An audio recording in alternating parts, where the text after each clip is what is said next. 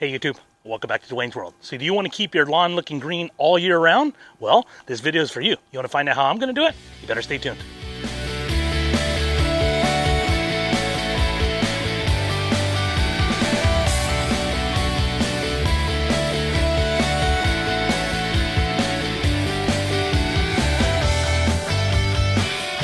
Alright, so welcome back to Season 3, Episode 14, here on Dwayne's World.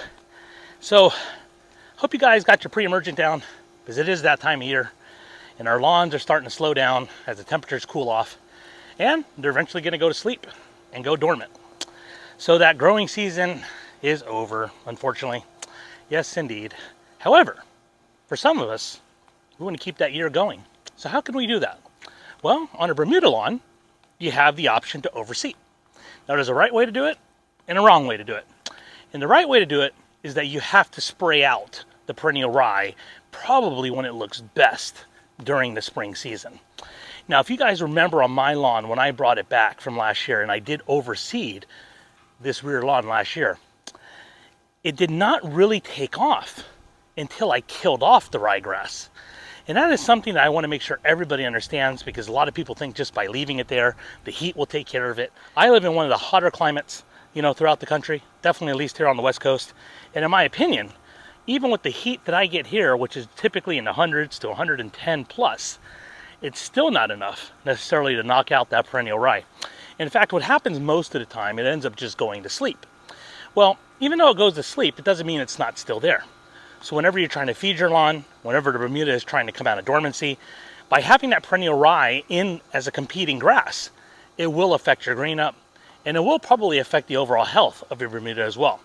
So again, like I said, if you plan on doing an overseed, you have to make sure you do it the right way. And the right way is to make sure that you do absolutely spray it out.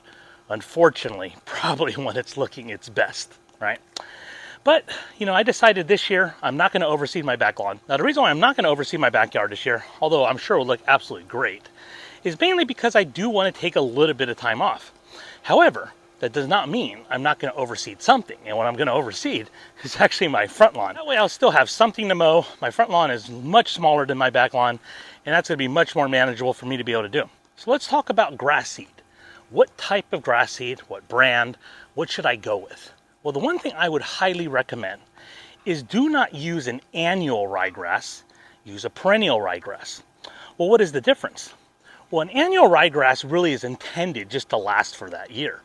However, a perennial rye is meant to come back year after year. Now, the reason why you'd want to use a perennial over an annual, although an annual may sound better based on the fact that it's just really a temporary fix throughout the fall season, is the perennial rye just looks so much better. In my opinion, it's not worth putting down the annual rye just because it will not have that same look, that same vibrance that you get with perennial rye. Now, when it comes to manufacturers of grass seed, there's a lot of different ones that are out there. Now, regardless of what type of grass seed you choose to go with, make sure you do take a look at the label, because you want to find one that's as close to as weed-free as possible. Now, you're not going to find 100% weed-free. You're going to probably find maybe 99%, 98%, and all of those are good percentages, but just know you may get a few weeds that do pop up just because of the fact that you are overseeding. Now, with that being said, if you threw down your pre-emergent and now you're having second thoughts on whether or not you should have overseeded, I would really advise not to overseed at that point because of the fact that you've thrown down that pre-emergent. That pre-emergent is really going to affect the germination of that new seed, so I would not necessarily go there. However, if you have not thrown down any pre-emergent and you do want to overseed, that is the right way to do it. For example, in my backyard, as you guys saw in my last video, I threw down my pre-emergent. But I did not do the same thing on my front lawn because I knew I was going to be overseeding. Now, the ryegrass I chose to go with is the same brand that I went with last year, which is made by Ewing, and they do advertise it as a POA-free ryegrass, because as you have POA in your lawn, you're going to potentially have seed heads that will drop into the soil, and that's going to come back year after year, and it'll absolutely be an annoyance when you have Bermuda grass. You look at that Ewing grass seed that I'm showing you guys here on the screen. It is only available in a 50-pound bag.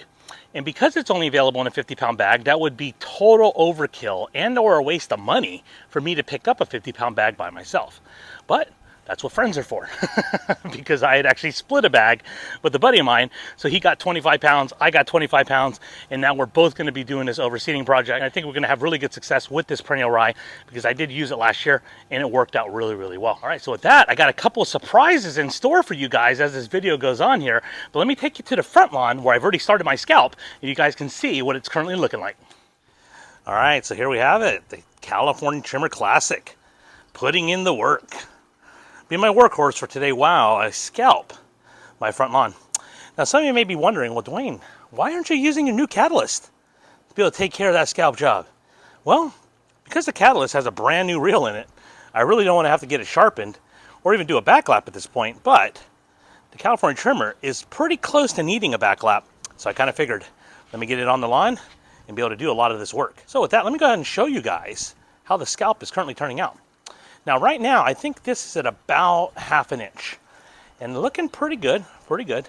You know, I've had a lot of struggles this year on my front lawn, and I do have some plans for this coming spring to change it up and see how I can really bring this lawn back to life. But in the meantime, I think it's definitely going to be worth it to overseed so I can definitely be able to lay down that stripe action for you guys over these fall months.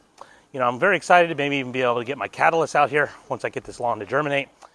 Now, although, yes, this video is about the scalp and overseeding, it's also about, no, not the California Trimmer, but the latest addition to the Dwayne's World arsenal, which is my new Ego Select rotary mower.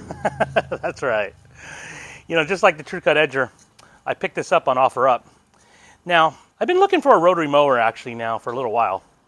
And the reason why is because I believe rotary mowers do an absolutely fabulous job picking up debris on your lawn. Now, when I picked up this Ego Select, it did not come with the high lift blade. What's really needed if you plan on bagging with this Ego Select mower. Now, the deal I got was pretty good, probably about half off of what you would pay MSRP. What I was really excited about is the fact that it has a 7.5 amp hour battery, which I don't only plan to use for this mower, but also plan to use with my backpack blower, which will definitely help get that extra run time that I think I'll need based on the size of my lawn. So one of the things I really like about this Ego mower is actually the handlebars. Not only are they comfortable, they're a really good height, but they are also adjustable. Now you have a safety switch here, so in order to engage the blade, you do need to hit that down. You have your blade engagement here, and then you have 2 controls here, which actually control the self-propel. Now when you are propelling, you can adjust the speed, and the way you adjust the speed is through this knob here. And that's pretty much as simple as it is. The only thing else that's here that, you know, is maybe worth mentioning is there is an actual LED button to be able to turn on the headlights. So, you know, whether you use that or not, I don't plan on mowing in the dark, but there's probably going to be an application that is right for some people. So with that, let's go ahead and clean up this scalp job. All right, so currently the way I have my height of cut set up is on the lowest setting, which I think this mower only goes down to about 1.5 inches. So, but it's not necessarily about the height of cut. It's really about cleaning up my lawn.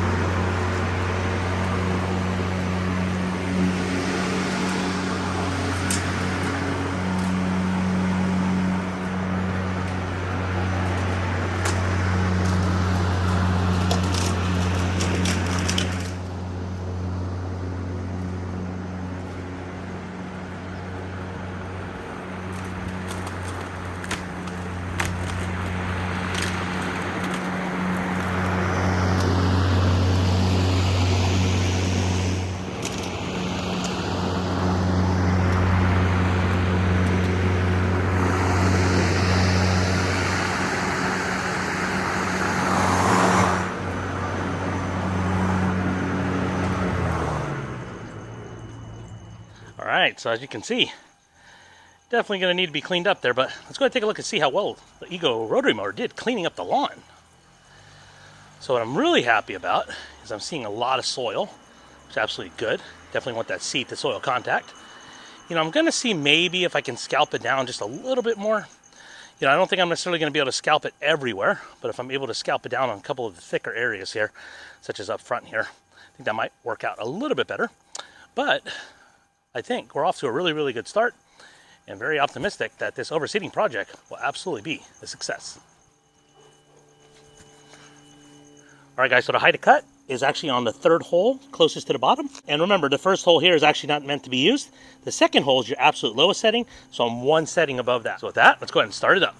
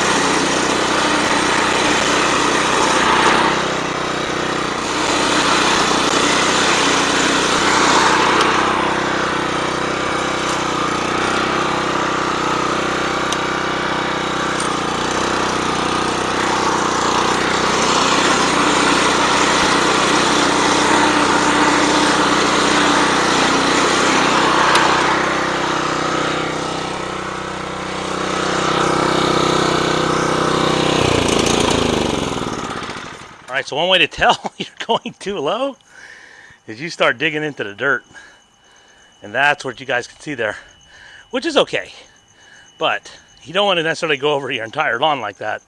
Definitely put a lot of wear on your reel mower. Now, my neighbor's been overwatering on this side here, so it's definitely getting a lot softer than I would like. But as you guys can see here, definitely a lot of dirt coming up. All right, so I'm gonna go over with the rotary mower just one more time just to clean up that last debris. Now, one of the things you might be wondering is, Dwayne, why were you mowing in a circular direction? Now, typically when I go into a circular motion like that, the mower doesn't tend to bind up as much, probably because you're constantly changing directions and you're not necessarily running into one particular low spot on the lawn. So it might fit in your application, it might actually work, so it's something you may want to give a try, but I definitely have a lot better luck going into a circular motion really to be able to scalp, especially on my front lawn. Especially because on my front lawn, I can definitely do that a lot easier than I could on my back lawn, but something definitely works for me. All right, let's go ahead and see how much batter I have. Ooh, it's dusty. Gotta clean that up. All right, let's go ahead and take a look here. It's about half battery there. I think this is gonna work out. Go ahead and just put this in here. There we go. All right, so what you just saw there from me taking the battery from there and putting it in a backpack blower, that is one of the main reasons why I decided to go with an E-GO mower.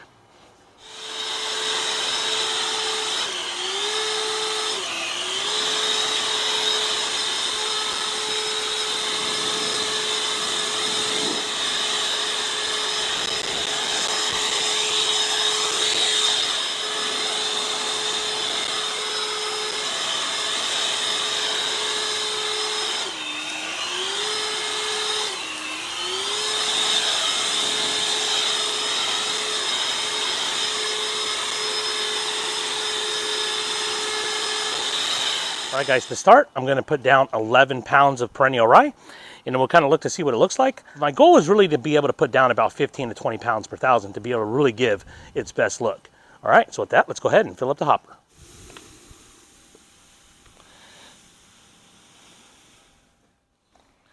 All right, guys, so on the Scotch drop spreader, I have my setting set to 14. We'll see how that looks. If it's too heavy, I'll go ahead and back it down, and if it's not enough, I'll go ahead and turn it up.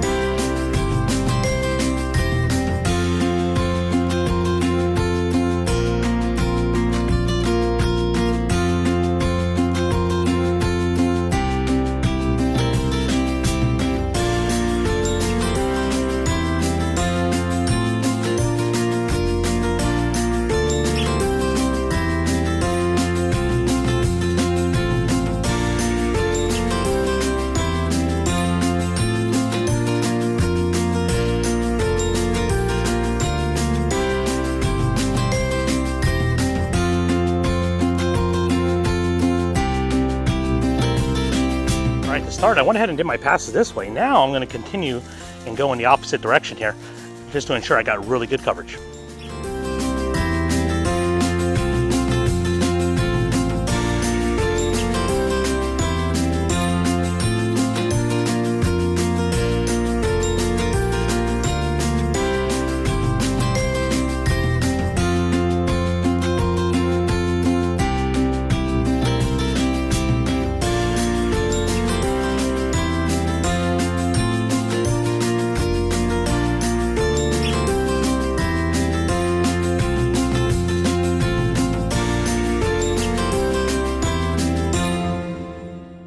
All right, guys, so I got to tell you, the coverage is looking pretty good, and I still have a little bit of grass seed left in the hopper. You know, I'm probably going to load it up with about another 4 or 5 pounds or so. So that's probably going to give me about 15 pounds. Now, my front lawn isn't quite 1,000 square feet.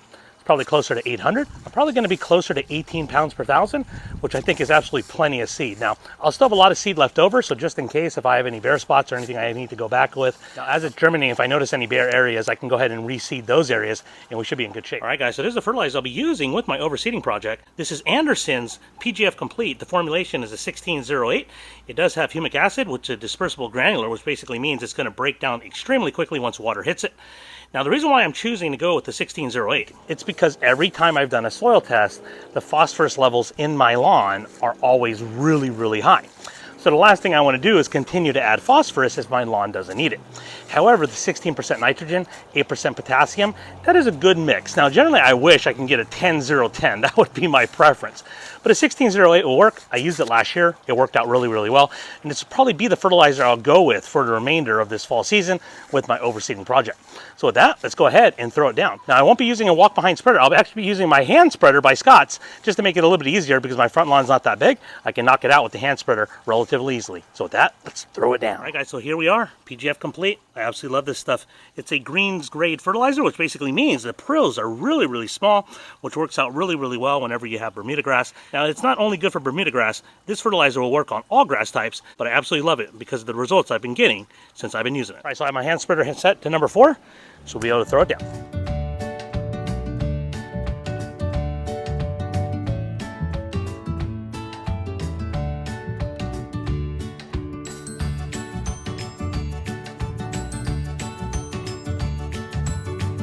All right, guys, let me kind of take you down to the soil here. You can kind of just see how well the coverage is. As you can tell, it's very, very heavy. You practically can't even see the ground, which is really what I was going for. Definitely very happy with the way this overseeding project has went thus far. All right, guys, so one of the last things we're going to do is water it in, right? Now, whenever you're watering with an overseeding project, it's not the same type of watering you would do when you have an established lawn. You absolutely want to make sure you're watering it frequently. However, it's a point of it's not to flood out the ground or to have any washout.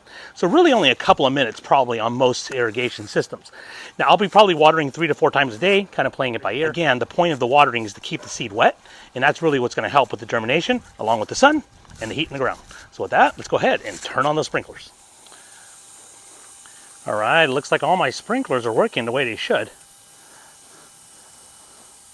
This cycle I'm going to go with is 3 minutes. And I think that'll be just enough to be able to get this seed wet in the ground. Now, I'm a little bit worried about one area of my lawn here. Let me kind of show you. Over there in the center, underneath the tree there, I might have a little bit of washout, as I can kind of see is already happening. So what I might do is I may end up switching my sprinkler head over there just to prevent that from happening. But I have a little bit of air in the lines there, as you guys can hear. But I think it's going to work out really, really well.